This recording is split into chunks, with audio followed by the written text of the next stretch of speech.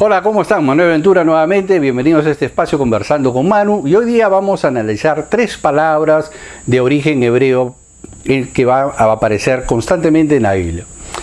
Es muy importante entender que las palabras entre sí, si bien es cierto en el español muchas veces no tienen una hilación una con las otras, en el idioma original sí. Me explico, todos los idiomas tienen raíces muchas veces en otras lenguas. Por ejemplo, el español tiene raíces en el griego, tiene raíces en el hebreo, tiene raíces en el latín y también en el árabe. Entonces hay palabras nuestras del español cuyas raíces vienen de otros idiomas. Entonces cuando nosotros hacemos ciertos análisis de lo que es la exégesis de la literatura, lo que hacemos es analizar cuál es la raíz de la palabra. Es decir, varias palabras pueden tener un solo origen. Eso en el hebreo es muy común. Es decir, que lo que sucede en el hebreo es que existe una raíz verbal y de esa raíz verbal se le agregan determinadas letras, con lo cual se forman otras palabras, pero todas esas palabras están dentro de una familia que es esa raíz. Y entonces ahora lo que vamos a hacer es analizar rápidamente estas 3 palabras que en el español serían doncella, la palabra eternidad y la palabra secreto. En el español pareciera que no tuviera relación una con otra, porque doncella no tiene nada que ver con la eternidad y la eternidad no tiene nada que ver con el secreto. Pero ahora vamos al hebreo. Doncella en hebreo se escribe alma, alma, para pronunciarlo mejor. Eternidad se pronuncia olam, olam. Y secreto significa talma. Pero, como ustedes ya pueden haberse dado cuenta, estas 3 palabras, que es alma, olam y talma, tienen 3 radicales en común. Eso nos indica de que estas 3 palabras vienen de una raíz. Esta raíz es la Ain, la Lamed y la Mem. Y esta raíz significa literalmente aquello que no conozco, aquello que está fuera de mi alcance, aquello que yo no puedo alcanzar o no puedo llegar a comprender. Eso es lo que significa la raíz verbal. En el caso de alma, doncella, que se traduce como doncella, es aquella muchacha que está bajo la protección de la casa. Entonces es algo que no se puede alcanzar, no se puede tocar, porque está escondida dentro de la casa. Ese es el concepto de doncella, está bajo la protección de. La palabra olam es mucho más profunda, porque olam es traducida como eternidad, pero el concepto de olam en la Biblia es aquello que yo no puedo determinar en el tiempo, aquello que está más allá del horizonte. Me explico. Por ejemplo, si vemos Miqueas capítulo 5, verso 2, que la traducción correcta sería: oh tú pequeña Belén Éfrata, que eres pequeña entre los miles o entre las legiones de Israel, de ti saldrá el Moshe, el líder.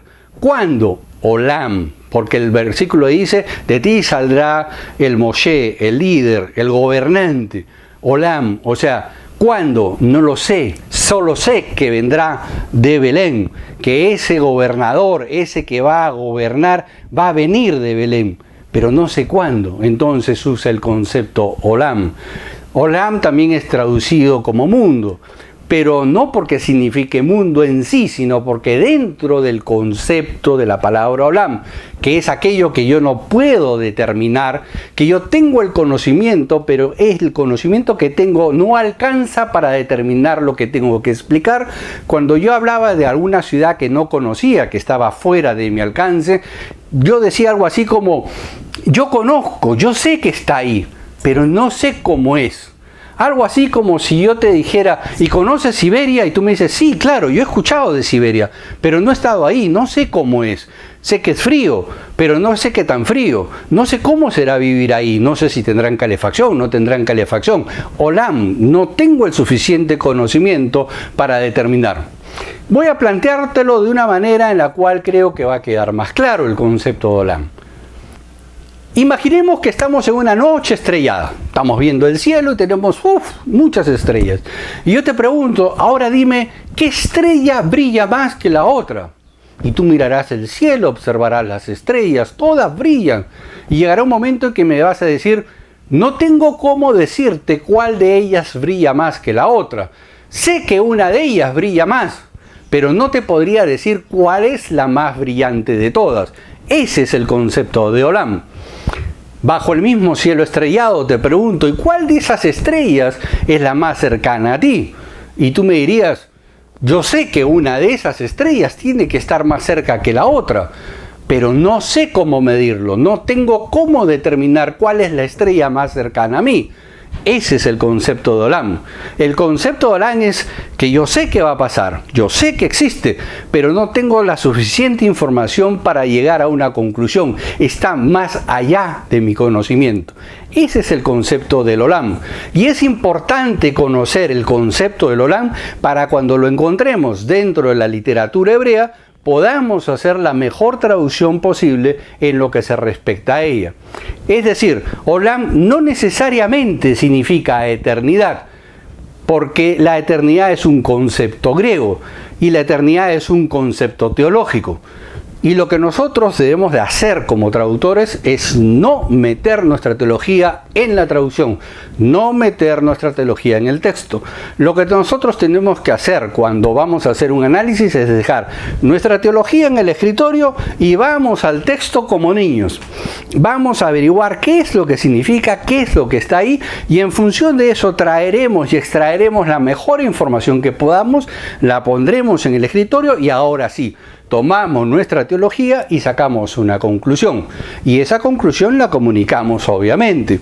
Pero tenemos que, como buenos comunicadores, decir mi conclusión teológica en función de lo que he encontrado y en función de los estudios que he hecho, he llegado a esta conclusión. Pero jamás meter nuestra conclusión teológica en el texto.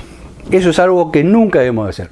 Y bueno, y para terminar, la palabra talma, que significa secreto, que no necesita ya mucha explicación en función de lo que hemos visto, que tiene la misma raíz, podemos definir que estas tres palabras están íntimamente emparentadas en lo que significa o en lo que quiere transmitir. Como habíamos visto, tanto la palabra alma, la palabra olam y la palabra talma tienen esa raíz verbal. La ain, la lamet y la men. Esa raíz verbal significa más allá del horizonte, más allá de lo que puedo definir. Por ende, las tres palabras alma, olam y talma son una familia que no la podemos dividir, aunque en el español pareciera no tener relación una con la otra, pero en el original sí. Y eso es importante que nosotros tengamos en cuenta cuando hacemos nuestros estudios en las lenguas originales. Debemos ver las raíces verbales de dónde se originan las palabras.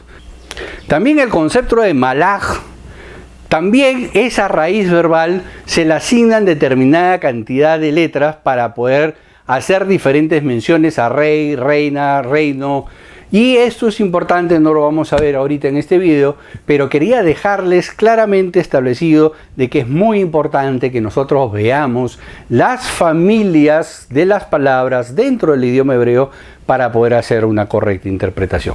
Esperando que este breve estudio te haya sido muy útil, nos vemos en la próxima. Bye bye.